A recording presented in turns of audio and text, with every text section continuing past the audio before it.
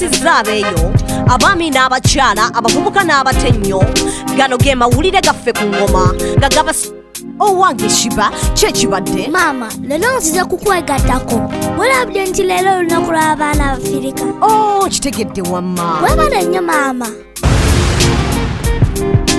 tubalamusizza abeeyo abaami n'abakyala abavubuka n'abatennyo gano ge mawulire gaffe ku ngoma nga gabasomerwa Zion Shiba tuula kalira wuliriza nyumirwa amawulire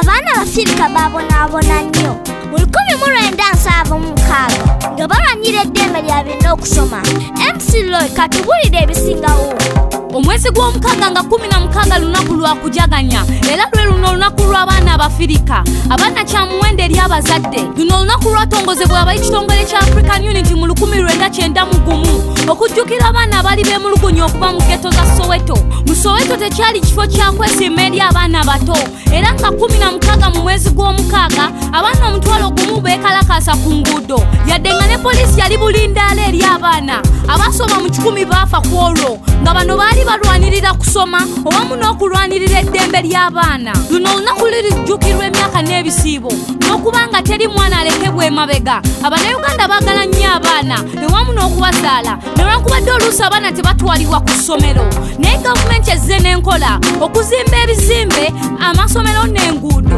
okukangavula abaana kukyali musono mu masomero.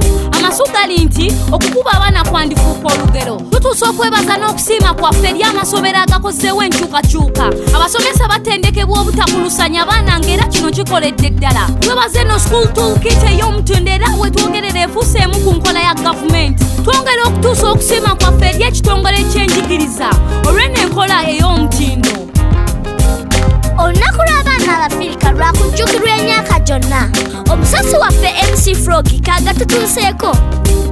Mbalamusiza mwena yeze MC Froggy mu kizimbe okuwatuusako ensonga gw'emulimi gwange nga mbakubira lwateesa omulamwa n'okusinkana abanene okubatuusako ensonga sikalubiriza mwana naddala ng'ekkulo n'olunaku lw'abaana nasinkanire commissioner w'abaana n'abavubuka Mwami Mondo kyateeka katubulire akikwasaganya atya.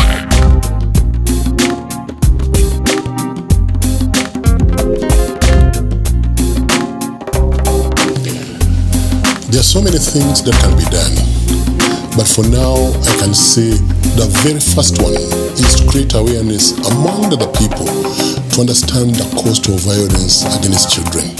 The cost of violence against children is so astronomical, and Sanwa is a direction to take. 2, it is important for us to ensure that we enforce the law. The laws of this country are very clear. We have the Children's Act, we have other legislations of a global nature that we have ratified, like the UN Convention on the Rights and Welfare of a Child. We also have the African Charter on the Rights and Welfare of a Child. All these are important instruments, but also the penal code is very clear about not torturing anybody. So if everybody does that, then we can have a very good world. 3 is the question of love.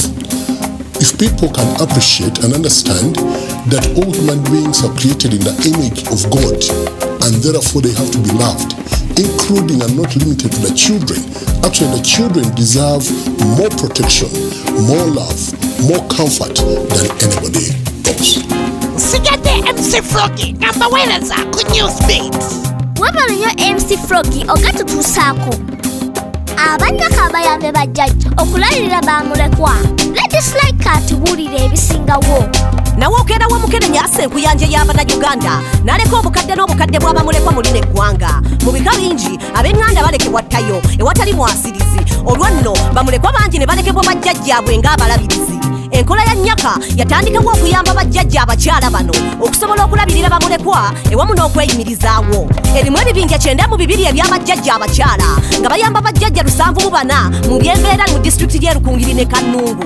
Buli jjajja alabirirwa mulekwa nga mulwadde wa Mukenenya bamwaniriza butereevu. Abakozi ba nnyaka basobola okuwa amagezi ewamu n'okuwabulwa, naye nga bajjajja bano be beesalirawo ekyenkalakkalira. Be beesalirawo ani afuna ebintu ebigalibwa, oba ani azimbibwa kaabuyonjo oba effumbiro eritanyoka mukka. Eno enkola eyamba bajjajja okwekulaakulanya okusinga okubawa obuwi nga bakolagana ne bajjajja bannaabwe mu mbeera embi. Ekibiina kirimu akawayi akayamba bajjajja abaluka, waliyo n'akawayi ka microfinance akagaba obuyambi.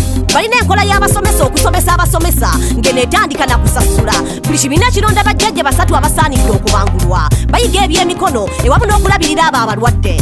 Embeera z'abamulekwa zeeyongeredde ddala okulongooka nga kati tebakyafuna bizibu byakumalako misemo gya pulayimale mu bitundu ebimu. Abaana mu nsi yonna beetaaga okwagalwa n'okulabirirwa buli lukya. Emiti emito gy'egiggumiza ekibira bayamba mu lugendo lw'enkulaakulana. Abaana bangi babakulusanya mu masomero awaka ne mu bitundu gye bava babakangavula, oluusi bababogolera. Bangi balekerera abalina okubalabirira era tebabawakaaganya kwogera bibaluma. Abaana b'abagagga batera okunyumira naye ng'oluusi babalekerera. Bazadde bangi bakola buli lunaku tebakyalina budde bw'abaana. Abaana abamu babazadde akamubyawongo ekireeta okuluma n'okunyola eri abazadde. Nga tuli balamu tuba n'amaanyi tukwatire wamu okulwanyisa okulusanya abaana. Wuliriza omwana oyamba okutaasa abaana, si ku lunaku lw'abaana lwokka, tubaagaliza olunaku lw'abaana abafirika olulungi. Ago ge gabadde amawulire gaffe ku ngoma, n'olula tubawuliza amawulire amalala ag'okya. Sigadde nzezzayo Shiba. Gano ge amawulire ku ngoma, wulira amawulire, tuula, kalira, wuliriza. Gobale okuva ku studio paka ku street. Ge mawulire. Gobalere ngoma, gobalere ngoma, gobalere ngoma. Gobalere ngoma. Gobalere ngoma, gobalere ngoma, gobalere ngoma.